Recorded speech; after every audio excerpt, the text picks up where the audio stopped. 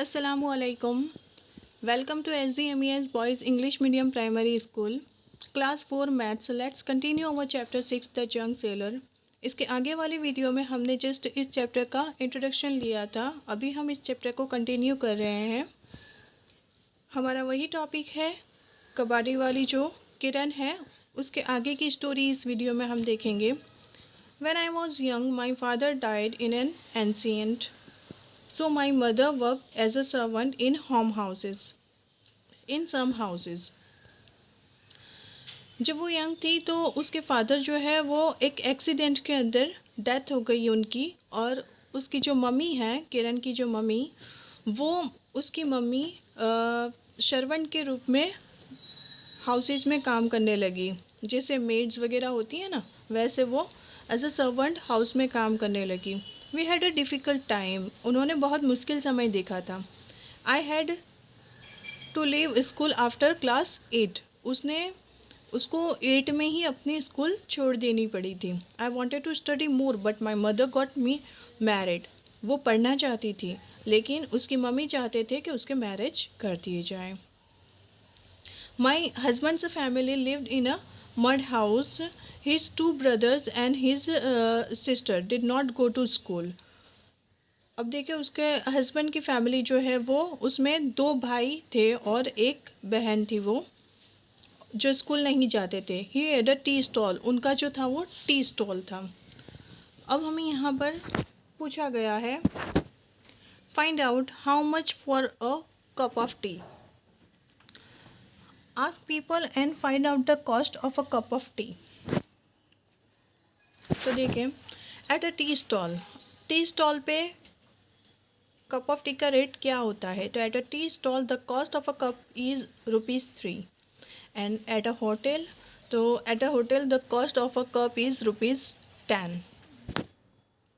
Next हमें पूछा गया है if a person who runs a tea stall earns ₹30 in a day, how much will he earn in 10 days? अगर tea stall वाला अपनी stall चलाता है तो पूरे दिन में ₹30 कमा लेता है, तो वो 10 डेज़ में कितने रुपीज़ अर्न कर लेगा. चलिए देखते हैं. If earning of a tea stall owner per day ₹30, therefore earning of a tea stall owner in the 10 days, तो 30 को हम 10 से मल्टीप्लाई करेंगे तो ₹300 होगा. यानी कि वो 10 डेज़ में ₹30 अर्न कर लेता है, ₹300 अर्न कर लेता है. इन अ डे यानी एक दिन में वो ₹30 अर्न करता है और 10 डेज़ में ₹300 अर्न करता है. और वही चीज़ हमें मंथ के लिए पूछी गई थी कि वो मंथ में कितने अर्न करेगा. तो देखिए 10 डेज़ में वो 300 अर्न करता है, तो पर डे का रेट जो बताया हमें वो ₹30 है.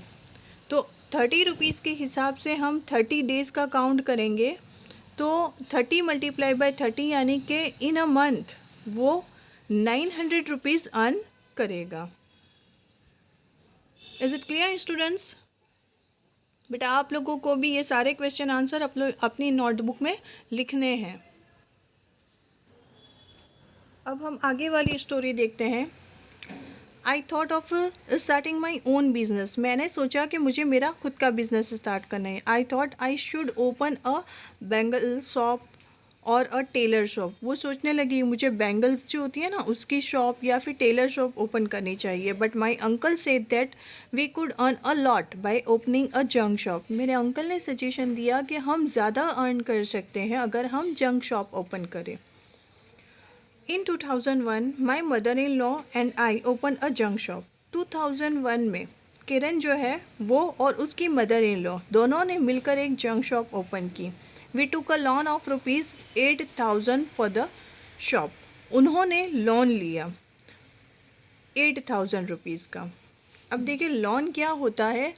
तो बेटा लोन जो है वो हम किसी से जो उधार पैसा लेते हैं और उसके बदले में हमें कुछ ऐड ऑन करके उसको देना रहता है. जितने टाइम के लिए हम उसके पास से उधार पैसे लेते हैं उतने टाइम के बाद उसमें हमें कुछ अमाउंट ऐड ऑन करके देना रहता है.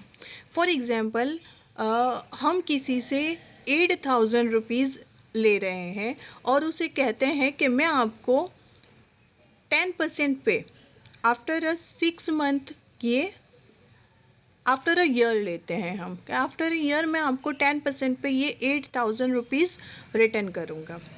अभी वो 10% जो है वो 8,000 के ऊपर हमने 10% लगाया तो कितना हो गया, कैलकुलेट करेंगे तो 8,000 का 10% होता है 800। तो अभी हमको जब आफ्टर ए ईयर उस इंसान को रिटर्न करना है तो हमको 8,000 नहीं पर 8,800 एड 800 हमको एड ऑन करने रहेंगे और हमको 8,800 रिटर्न करना रहेगा। और ऐसे लोन हम कहीं मार्केट से भी लेते हैं और बैंक से भी लेते हैं। नाउ अब हमारे पास यहाँ पर कुछ क्वेश्चन है। Find out what is a loan. Have you ever here of someone taking a loan for what? So yes, I have heard of someone taking a loan. It is taken to buy a handcraft. Yes, मैंने भी सुना है कि यहाँ पर किसी के handcraft के लिए किसी ने लोन लिया था। इसके बाद की स्टोरी हमको हैंडक्राफ्ट की दी गई है। How much loan was taken,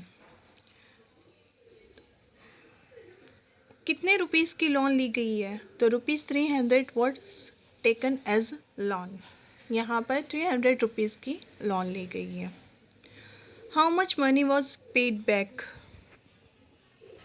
example के तौर पे हम ले सकते हैं कि आफ्टर 6 मंथ यहाँ पर 60 रुपीज़ एड ऑन करके 360 रुपीज़ दिया गया है। सो यहाँ पर हम आंसर में लिखेंगे ₹360, यानी कितना ऐड हो गया उसमें 60। 300 में 60 ऐड ऑन करके आफ्टर 6 मंथ उन्हें रिटर्न करना होगा। बेटा आप लोगों को भी अपनी मैथ्स की नोटबुक में ये सारे क्वेश्चन आंसर्स लिखने हैं। Thank you for watching. जज़ाकल्लाह।